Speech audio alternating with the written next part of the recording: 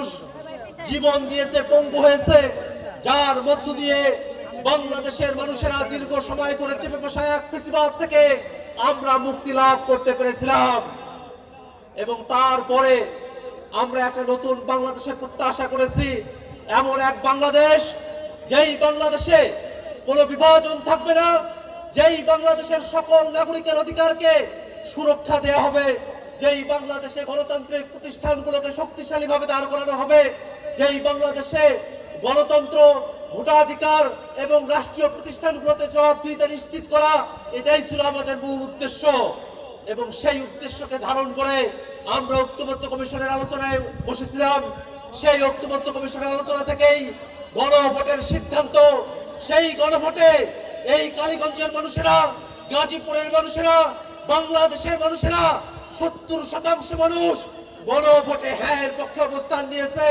কিন্তু দুর্ভাগ্যের বিষয়, এই সংসদে প্রথম অধিবেশন, দ্বিতীয় অধিবেশন চলছে, কিন্তু এখনো পর্যন্ত গণভোটের প্রশ্নের কোনো সুরাহা করা হয় নাই।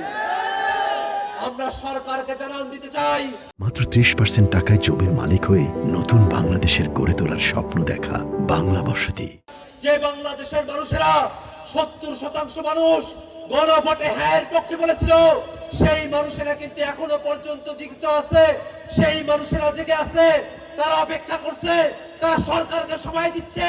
কিন্তু যতক্ষণ পর্যন্ত না গণভোটের রায় বাস্তবায়ন করা হবে, ততক্ষণ পর্যন্ত জনগণের আশাকে বাস্তবায়ন করা সম্ভব হবে না।